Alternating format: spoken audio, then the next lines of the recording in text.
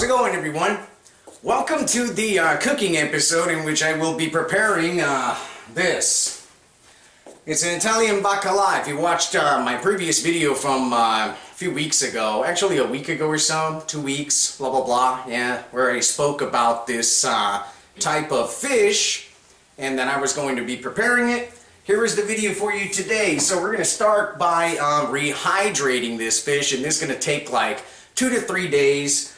This, if you haven't watched my previous video, like I said, is an Italian baccala, or salted cod, excusez-moi. It's been preserved in salt. It's a piece of codfish that's been preserved in salt, and it's a delicacy over there in Italy, so we're going to be preparing it for you today with a couple recipes, or 3, depending on how many pieces of fish I'm going to be satisfied with once this is all rehydrated and nice.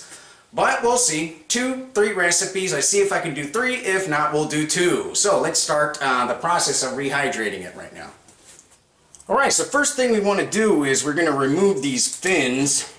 I'm just going to use a pair of kitchen shears here because they're kind of tough. There we go. And my kitchen shears are kind of blunt as well. Just going to take these 2 here off and leave the back ones there on the fish and remove them later. Now, leave the skin on, don't worry about it. We're just going to cut this in big chunks and set it to hydrate. So, there we go. It's kind of tough. Yeah, but you can manage to cut through it if you put some strength into it. There we go. Then we will do, that's it, the last part, I guess, from here. And I'll just throw in that piece right there. Ah! I tell you, this thing is very tough to cut through. Jesus Christ. God.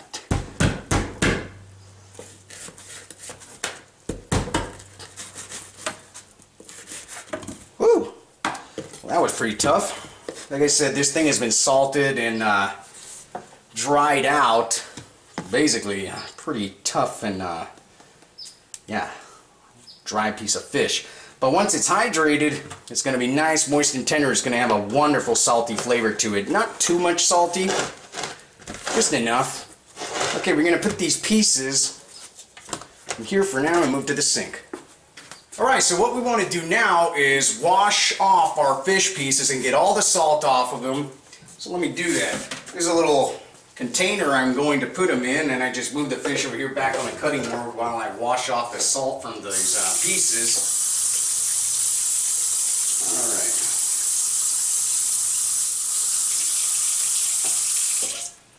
Alright, that does it. Now, I placed my fish in this container, like I said, and I'm going to fill this with water now. Let me do that. What we want to do, we want to change this water 3 times a day, and we want to let this soak for 2 to 3 days. If you could go 3 days, it's even better, because the longer you let it soak, the less salty your dish is going to be when you cook it. Let's just finish this up here, almost done. Yeah, up, over here, fill up. Come on, okay. Alright. So, just cover it with something. You don't have to put this back in the refrigerator. If you want to, go right ahead, but this thing has been covered in salt and dried for so long. I mean, this is an ancient technique they used to use to preserve their meats, their fish, etc., when at the time there was no refrigeration as we have it today. So this should last a pretty long time. Even if you have the whole fish and you haven't rehydrated it already, you can theoretically just sit it in your basement or in your cellar or whatever it may be with no refrigeration, and it'll last you months. No need for refrigeration, like I said. Just cover it with something so the flies don't get into it or something like that. And we'll be back when this is finished. Remember, change the water out. Alright, so that took a while, yeah, 3 days to rehydrate that baccala of mine, so finally we're going to start cooking it. And first recipe right here, I'm going to make a fried baccala with some nice roasted potatoes. Excuse me, one for the dog. However, let's get on with it. Let's start with the roasted potatoes first, and then we'll move on to the fish. Alright, so we're going to start off with our roasted potatoes here, and I'll show you the ingredients real quick. I have 4 russet potatoes, pretty small ones. You could use the big ones too, depends on you. I'm going to peel these and I'm going to cube these, and then I have right here 6 cloves of garlic. You can add less garlic if that is your preference. I love garlic in my dishes, so I'm adding 6 cloves. I have a tablespoon of white vinegar, around 1 tablespoon of chopped rosemary here, some extra virgin olive oil, and salt and pepper that I'm going to be using to taste. So, let me cube these potatoes up and let's move on to the next step. Okay, so I finished cubing up my potatoes. I'm just going to place them in this pot. There we go. And now I'm going to fill this pot with just enough water to cover the potatoes. Alright, so I placed my pot of potatoes here in the stove. What I want to set the heat on high, and we want to bring these up to a boil slowly and parboil them for around 3 minutes. So, on top of that, we're going to grab our vinegar right here, place it in here. And I also want to add a pinch of salt. Like I said, salt is up to taste, so it depends on how much you like. Add like a teaspoon in here. There we go. Just give it a quick mix up. That's it, and now we wait. Like I said, this comes up to a boil, 3 minutes, and then we are going to strain them out and start roasting them. In the meanwhile, while you are boiling your potatoes, parboiling your potatoes, you might want to start to decide preheating your oven at 395. Alright, let's wait for these to be done, then we'll get back to you. The dogs. Alright, so my potatoes are boiling. I have 3 minutes of parboil time. What I want to do now is I have this baking dish that I'm going to place my potatoes in and place in the oven to roast the potatoes. I'm going to grab some extra virgin olive oil here and just pour some in here. Enough to cover the bottom. That's good. Alright, then I want to add in here this garlic. And I'm going to place this in my oven now for the remainder of the potatoes parboil time, and let this olive oil heat up and flavor all nice with this garlic. Alright, so my potatoes are ready. Let me pull them off the stove here. What I want to do, I have this strainer. I'm going to strain out these potatoes and then remove that dish that I placed in the oven and put the potatoes in there. Alrighty.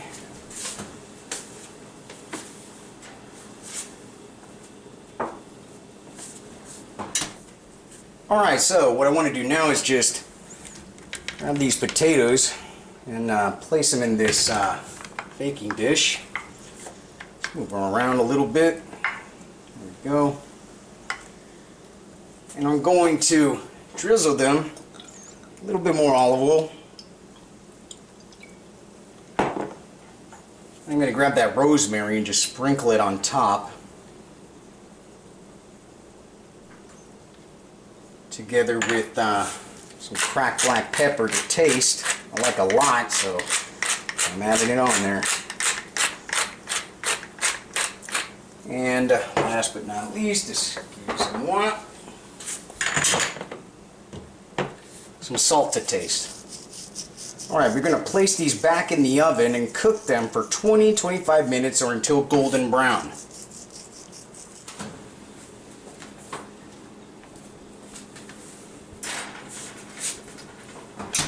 Alright, like I said, 20 to 25 minutes or until golden brown and nice and crispy, and once this is done, we'll go ahead and cook our fish. Alright, so our potatoes should be finished by now. Look at that, nice and golden brown with a nice crispy skin and nice and soft on the inside, flavored with those herbs, that garlic, beautiful. Alright, let's move on to the fish. Okay, so now that we're finished with cooking our side dish, our roasted potatoes right there, I just shut off the oven, and I'm going to leave that baking dish inside the oven until we're ready to eat, so those potatoes stay nice and warm. So now to prepare our fish to start off, we're going to prepare seasoned flour. Excuse me, with my language getting tied up today. However, like I was saying, we're going to prepare a seasoned flour to dredge these fish pieces with. A lot of people, they like to use a batter for this recipe. I'm going to cook it like an old style traditional family recipe of ours, just with a flour dredge. So let's get on it. Alright, so to make our flour mixture here, I have a cup of all-purpose flour, I have a teaspoon of salt, and you want to go slow with the salt, just salt less than what your preference may be, because Baccala is already loaded with salt. Even after the soaking process, the fish is going to be still salty because it was preserved with salt, if you know what I mean. So just go easy on the salt. However, a teaspoon of salt, teaspoon of dried oregano, teaspoon of dried red pepper flakes, a teaspoon of garlic powder, a teaspoon of black pepper, and a teaspoon right here of dried parsley. Okay, so we're going to add all of these in this bowl and just mix everything up.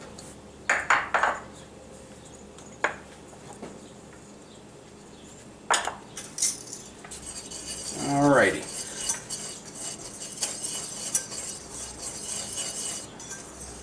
There we go. Let's start looking at our fish now. Alright, so I have my rehydrated Baccala right here, and I removed the skin on it. Very simple to do once it's rehydrated. Just very gently peel the skin away because you don't want it. And then just touch here in the middle for any pin bones you might feel. Hey, you can even cook it with all the bones if you want to. In my family over there, we used to eat it with all the bones. They would just tell you as a kid, you know, just watch out because the thing is loaded with all these little pin bones. You don't want one stuck in your throat. So is that up to you? I mean, this is home cooking. It's not a restaurant. However, like I said, you get these pin bones. If you want to go ahead and remove them, just grab some tweezers and pull. There you go.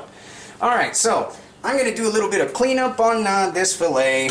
I'm not going to remove the belly part. A lot of people, they remove it. I really don't like to because this is going to come out beautifully crispy and nice and tasty. So I'm just going to make it how my family used to do. I'm going to remove the major bones, clean this up, and then we're going to start dredging and frying.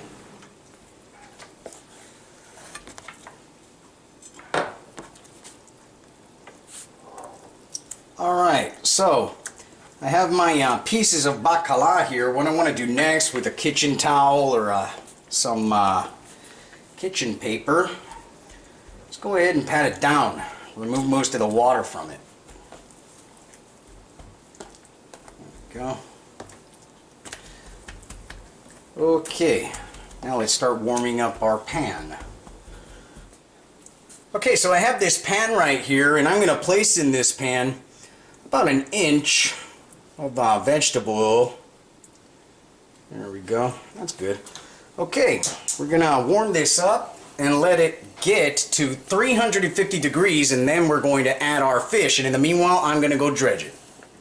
So while our oil is heating up, what we want to do, we're just gonna grab our pieces of Baccala here, place it in that flour, seasoned flour we made earlier.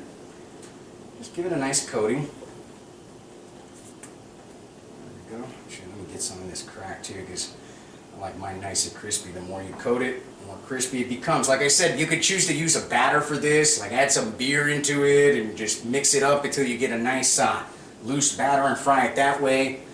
This is how we used to do it for years, and I just like this recipe, so this is how I'm making it. So continue doing this, and yeah, once that oil is ready, we'll get up to frying it. Okay, so my oil is nice and hot. We're ready to fry now. I'm going to grab these pieces of Baccala. Just place them in here.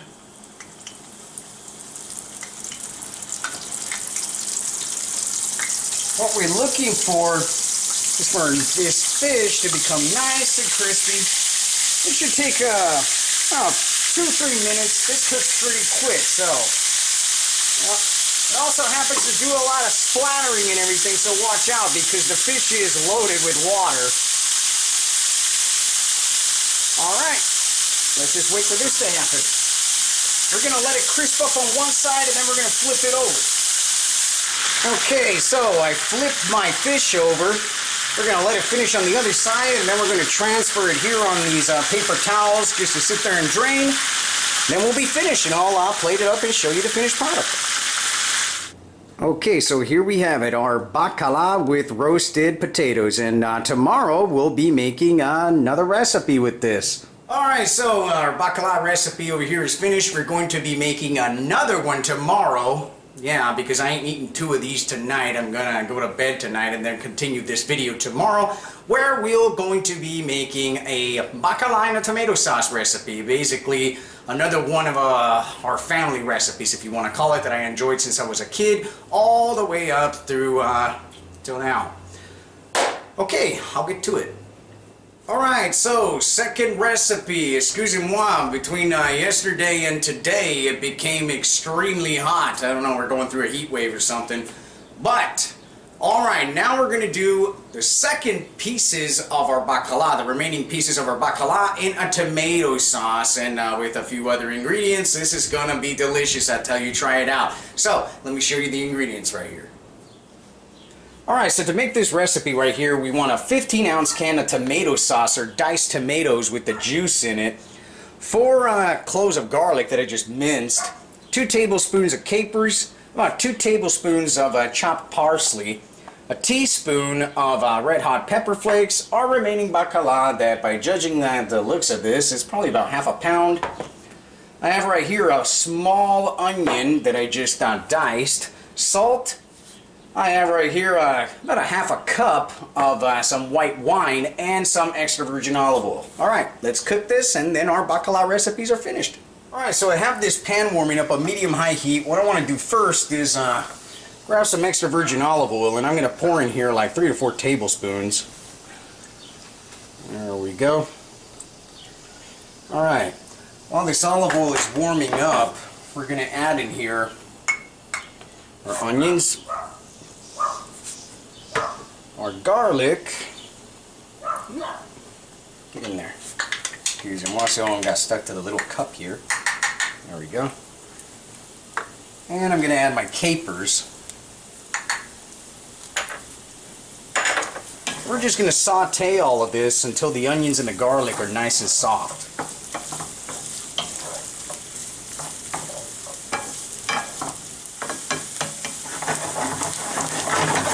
Okay, that's about good. What we want to do next is drop in here our white wine. We want to burn off the alcohol and let this reduce by half.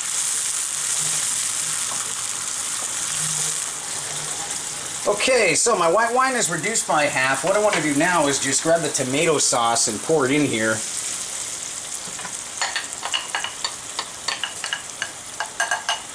I'm going to add my hot red pepper flakes.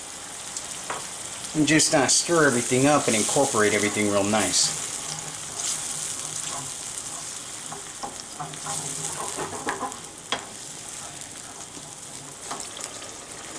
Okay, so my sauce has started to boil. I'm going to drop this to a simmer. I'm just going to add a pinch of salt. And just stir it real quick. And taste it to see if I like what I taste. Let me see here. Alright. That's nice. Alright, now what we want to do, we want to grab these pieces of baccala, just layer them down in this sauce.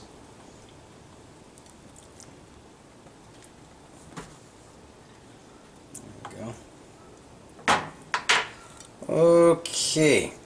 Alright, so we want to let these pieces of fish simmer in here for about 5-6 minutes at max. And then we'll be finished. I'll plate it up and show you the finished product. Okay, so we're finished. I just, as you can see right here, grabbed the baccala, put it in this plate, put some of that sauce on top, put some of that parsley.